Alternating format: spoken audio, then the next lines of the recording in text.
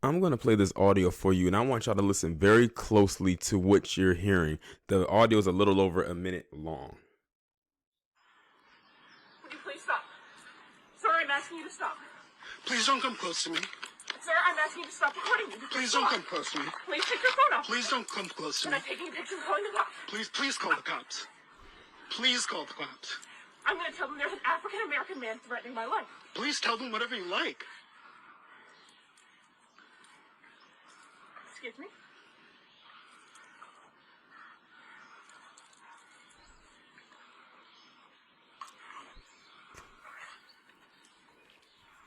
I'm sorry, I'm in a ramble, and there is a man, African-American, he has a bicycle helmet. He is recording me and threatening me and my dog. There is an African-American man, I am in Central Park. He is recording me and threatening myself and my dog. And my... I'm sorry, I can't hear you either. I'm being threatened by a man in the ramble. Please send the cops immediately.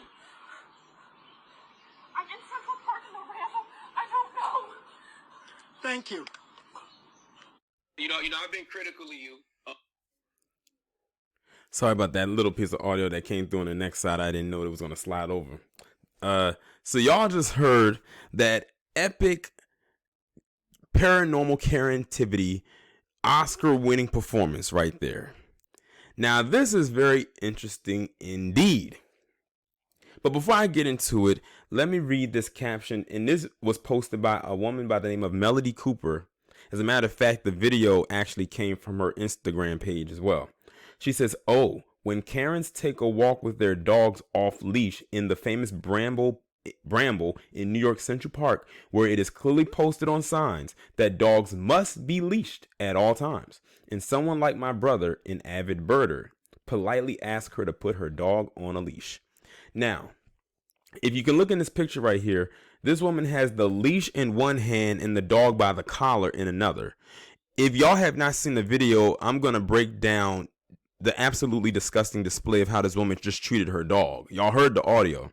So that's why he started recording her. He was basically telling, like, look, the sign says put your dog on a leash. This woman did not have her dog on a leash. She had the leash in one hand and the dog by the collar in the other hand. She was literally dragging or pulling up her dog by the collar, choking the dog, like the dog tongue was sticking out like it could not breathe, and it was moving in a way that was trying to get itself down from her so it can get air into its passageway. But these are the same people that claim they love their dog so much. Now, I'm going to go and touch on something else later on that brings this whole thing full circle and the irony of it all, but I'm going to finish explaining this part right here. So he confronts her about that, and then all of a sudden she gets on her phone and says, "I'm going to call the police and tell them that an African-American man was harassing me." She did it. She put it out there. Many people was questioning, and I don't know why she had the feel to throw the man's race into it. I'm like, hello, did you just wake up this morning and just realize what system you're in? She mentioned his race because it would be easier in her eyes to convince that this poor lowly woman who's simply walking her dog in this park is being attacked by the aggressive and big black brute.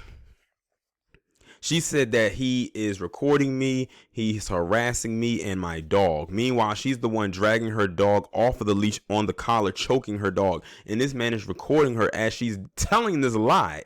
And she's still, and the thing is, she didn't care that this man was recording her.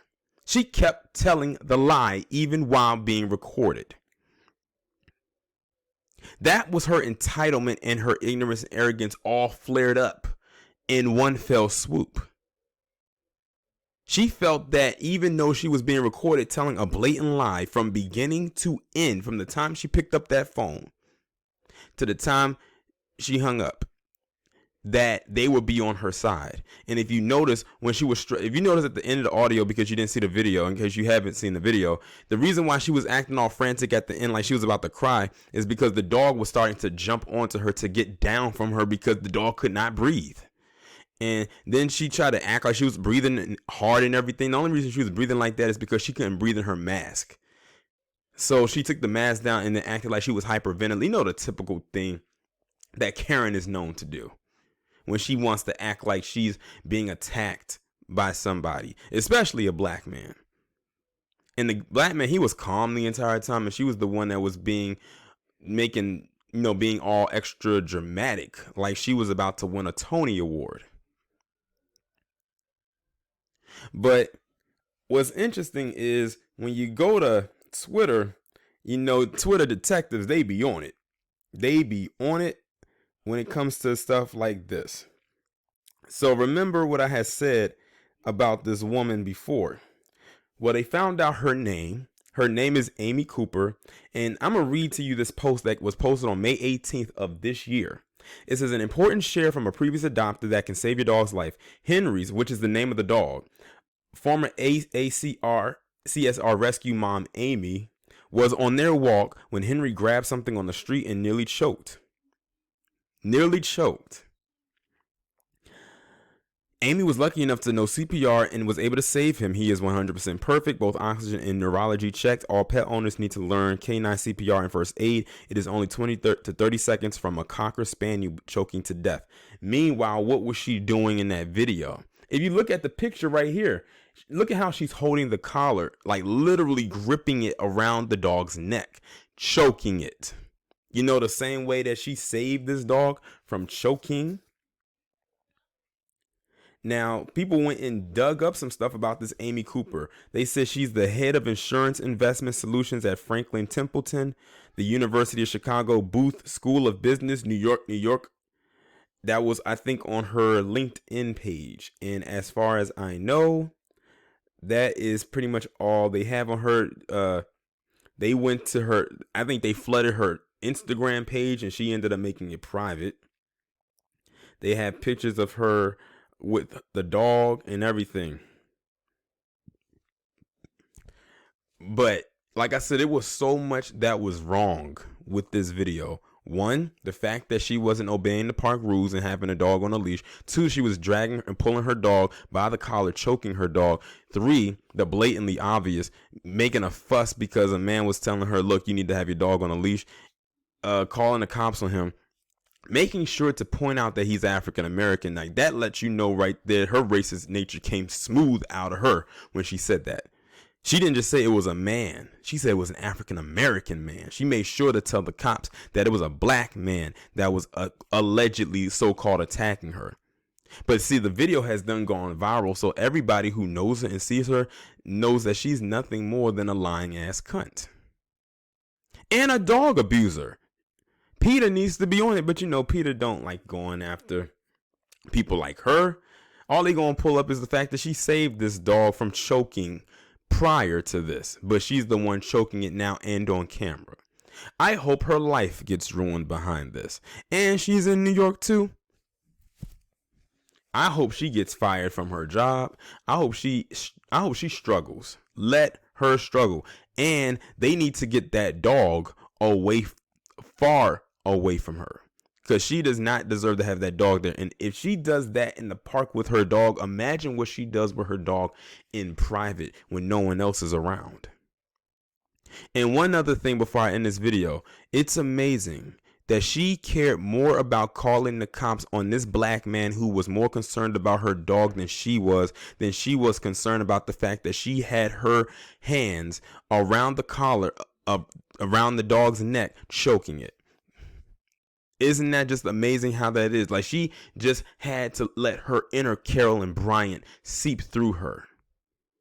She had to let the spirit of Carolyn Bryant leap into her body in that moment right there, just so she could say that she stuck it to a black man. And I would not be surprised in the least bit if she has done this before on other black men.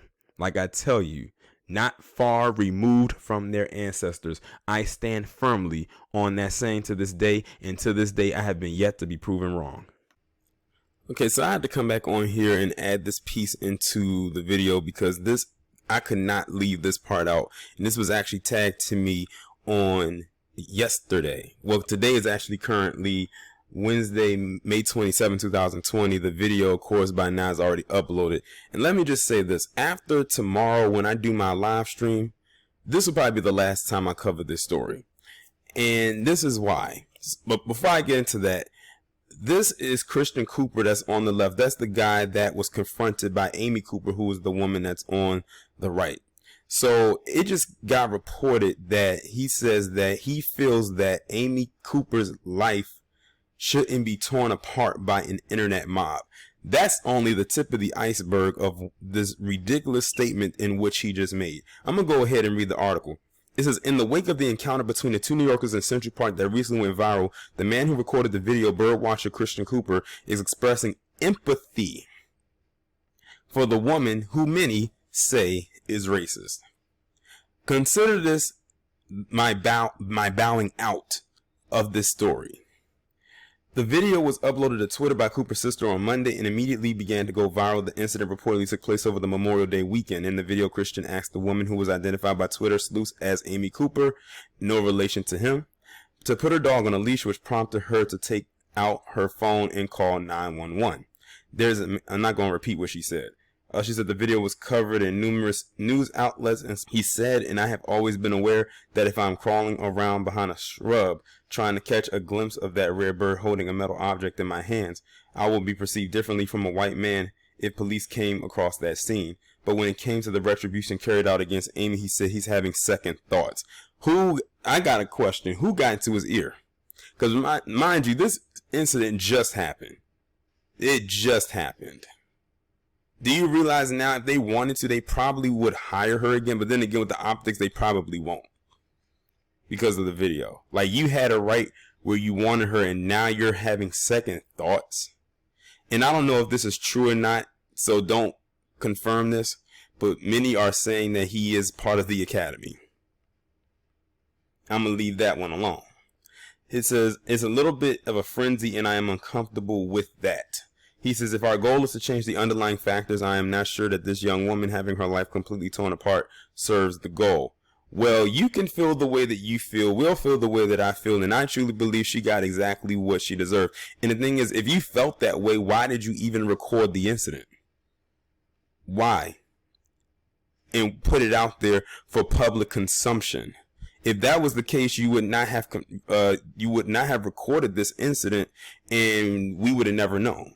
And just let bygones be bygones. And that's basically what it sounds like he wants it to be. But it's too late now. And now we know how you feel. And now I know how I feel. And that's nothing for her. And now nothing for you.